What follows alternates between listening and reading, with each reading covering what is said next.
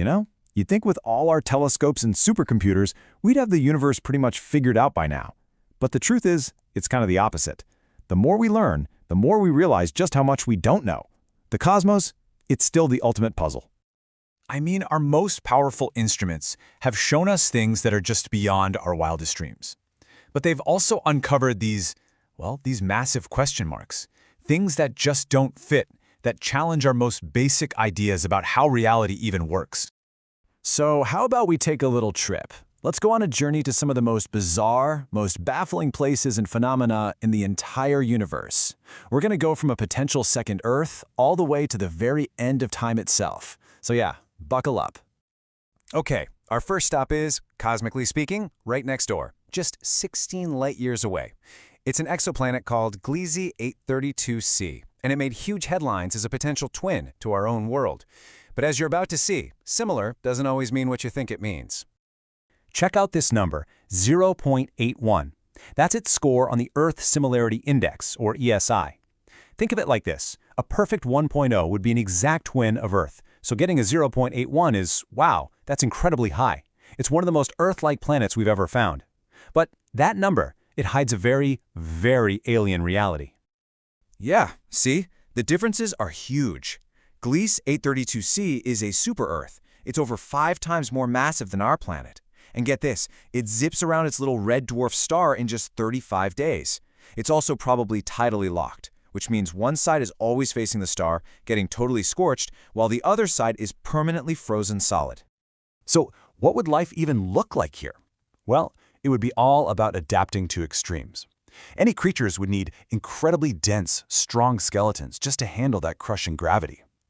Plants would probably be almost black, just to soak up every possible photon from that weak little sun. And really, the only place to live would be in that narrow terminator zone, the little twilight strip between the fire and the ice.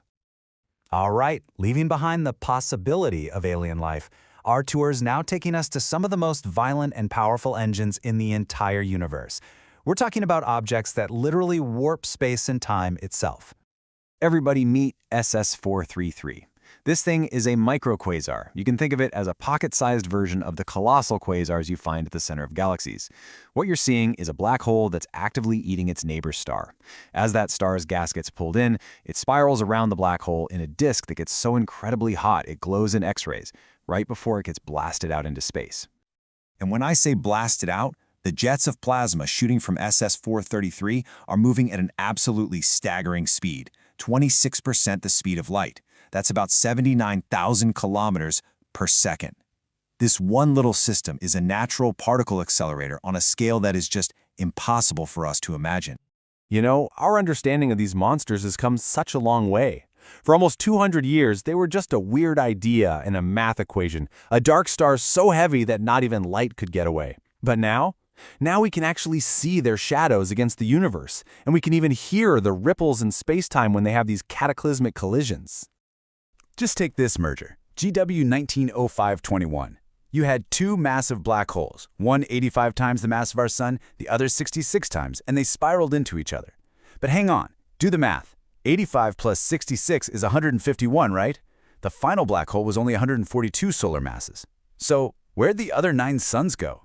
The mass equivalent of 9 of our suns was converted instantly into pure energy, a gravitational wave that shook the fabric of space-time itself and reached us 7 billion years later. Okay, now for a complete change of pace. We're going from places of unbelievable density and violence to places that are defined by their almost total lack of, well, anything. Welcome, my friends, to the great cosmic voids. We are now flying into the Buotus Void, a chunk of space so enormous it's been nicknamed the Great Nothing. We're talking about a sphere that's about 330 million light-years across. To give you some kind of scale, you could line up thousands of our own Milky Way galaxy side by side just to get from one end to the other. So, inside this unimaginable emptiness, what have astronomers found? So far, they've managed to spot about 60 galaxies. Now, 60 might sound like a lot, but in this context, it's like finding 60 grains of sand spread across an area the size of North America. Because that's the punchline, isn't it? Based on how matter is spread out everywhere else in the universe, a space this big should have at least 2,000 galaxies inside it. The fact that it's so empty is a massive statistical anomaly. It just shouldn't be this empty, and cosmologists are still trying to figure out why. But hold on, because even the Bowitz void is tiny compared to the Eridana's supervoid. This is a gigantic cold spot in the afterglow of the Big Bang, and it's 1.8 times billion light-years across. It's so strange, so hard to explain, that one of the more out-there theories suggests it could be a bruise, an actual imprint left on our universe from bumping into a parallel universe. Wild, right? So for our final stop, we're going to confront the biggest, most profound mystery of them all. Where is all of this going? How does the whole show end? Well, one of the weirdest clues we have is something called the dark flow. Scientists have noticed that huge clusters of galaxies, we're talking over 1,000 of them, are all streaming in the same direction at incredible speeds. This just shouldn't be happening. It's as if something with unimaginable gravity, something outside of the universe we can even see, is pulling on them. It kind of leads to two of the big and very dramatic theories for the end. On one hand, you have the Big Rip. That's where the expansion of space just keeps accelerating until it's so powerful it tears everything apart. Galaxies, stars, planets, even the atoms themselves. On the other hand, you have the Big Crunch, where gravity eventually wins, the expansion reverses, and everything collapses back down into a single point, maybe even triggering a new Big Bang. But the most likely scenario is actually much slower, much quieter. It's called heat death. First, in about 100 trillion years, the very last star will burn out. Then, over timescales that are just broken numbers, matter itself will decay. The only thing left will be black holes. And then they will slowly evaporate over a Google years, that's a 1 with 100 zeros, until there's nothing. Just a cold, dark, empty void. But what if the end is really just a beginning? Think about this idea for a second. For a word to even exist, there has to be silence before it and silence after it. Maybe our entire universe is that word. Which, of course, leaves us with the ultimate question. If our universe is just one word in some eternal cycle of existence, what was the silence before it? What came before our Big Bang? And that, right there, might just be the greatest mystery of all. All right, get ready for a high-speed journey through our cosmic neighborhood. We're going to start right at the fiery heart of our system. Yeah, we're talking about a star of truly unimaginable power.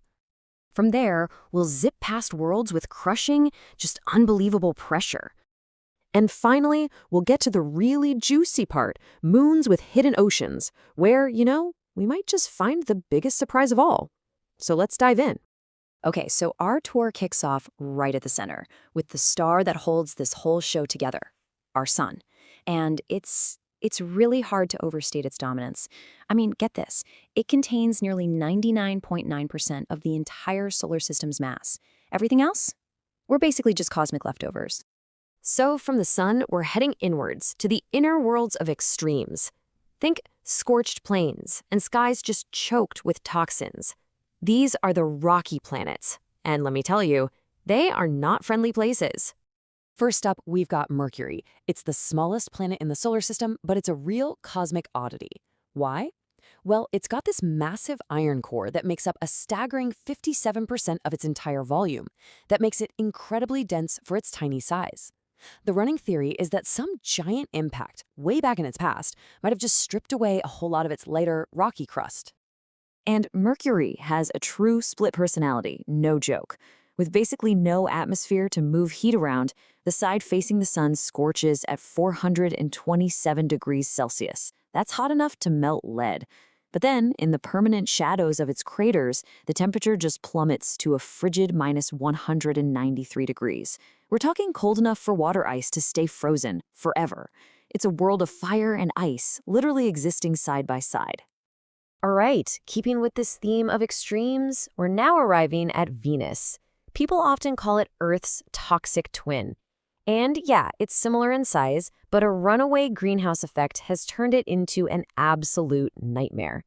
The atmosphere is so thick, the pressure on the surface is 93 times what we feel here on Earth. And the average temperature? A blistering 464 degrees Celsius, hot enough to melt the spacecraft we send there. Just wow. Okay, now for a planet that has captured our imagination for centuries, right? Mars. And believe me, it is home to some truly epic geology, including, wait for it, the largest volcano in the entire solar system. So, you're probably wondering, just how big is this volcano Olympus Mons? Well, it reaches an incredible height of 26 kilometers into that thin Martian sky.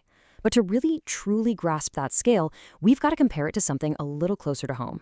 So, to put that into perspective for you, Olympus Mons is nearly 3 times the height of Mount Everest. Look at this. Its base is so vast, we're talking roughly the size of France, that if you were standing on its slopes, the incline would be so gradual you wouldn't even realize you were climbing a mountain. The scale is just, it's mind-boggling. Okay, so we're leaving the rocky planets behind now. We're crossing the asteroid belt to meet the true giants of our solar system. This is the realm of gas planets and those beautiful icy rings. And first up, of course, is Jupiter, the undisputed king. This thing is more massive than all the other planets combined. Think about that. It's 318 times the mass of Earth. It's basically a failed star, mostly hydrogen and helium, and it commands this huge system of moons like its own mini solar system. And then you have Saturn, famous for those absolutely breathtaking rings. You know, the leading theory is that they're actually the remnants of an icy moon that just strayed a little too close, got shattered by Saturn's gravity, and was reborn as a trillion icy jewels orbiting the planet. What a beautiful, violent, cosmic story, right? Okay, and this brings us to one of the most exciting frontiers in all of science. We're going to shift our focus a bit here, away from just geology and scale, and on to the thrilling hunt for life on moons with hidden oceans. Because these worlds, they could hold the answer to one of humanity's oldest, biggest questions. And really, it all boils down to this single, profound question. Are we alone? You know, just in our own solar system and these icy moons, well, they're offering some of the most tantalizing clues we've ever found. So what exactly are we looking for? It's actually pretty simple. Think of it like a recipe. The basic ingredients for life, at least as we know it, are liquid water, an energy source, like heat from a planet's core, and chemical nutrients. You find all 3 of those things in one place, and you just might find life. And we have 2 prime candidates right here. First, there's Jupiter's moon Europa. It's hiding a vast, salty ocean underneath its icy shell, and that ocean is kept liquid by this constant gravitational tug-of-war with Jupiter. Then you've got Saturn's moon Enceladus, which is actively spraying its ocean into space through these massive geysers. And guess what? Those geysers contain organic molecules. Both of these worlds have the ingredients, which makes them absolute top targets in the search for life. All right, for the final leg of our tour, we're heading way out, to the far, frozen frontier. This is the very edge of our system, a cold, dark realm, where our sun is just another bright star in the sky. And out here, we find Pluto. For so long, we thought it was just a distant ice ball, but the New Horizons mission showed us something completely different. It's a stunningly complex dwarf planet. It has this giant frozen heart made of nitrogen ice, and towering mountains made of solid water ice. A geologically active world right at the edge of everything. Who would have thought? But believe it or not, our reach extends even further than that. I'm talking about the Voyager probes. They were launched way back in 1977, completed their grand tour of the outer planets, and then they just kept going. And in 2012, Voyager 1 officially crossed into interstellar space. It became the very first thing we ever made to leave our solar system. And just to help you understand how incredibly far away that is, consider this. Voyager 1 is currently about 154 astronomical units from us. Now, 1 AU is the distance from the Earth to the Sun. So, yeah, it is by far the most distant object humans have ever created, and it's still just hurtling out there into the great unknown. You know, their official mission of exploration is long over, but their real journey has just begun. They've become our silent ambassadors, carrying the story of Earth out to the stars on those famous golden records. It's like a message in a bottle we've cast into the cosmic ocean. And just like that, our grand tour comes to a close. We've seen scorched plains, giant volcanoes, and the absolutely tantalizing possibility of life hiding in hidden oceans. But you have to remember, what we've seen today is just a tiny, tiny fraction of what's really out there. Our journey of discovery has truly just begun. Which, of course, leaves just one big question. What else is waiting out there for us to find?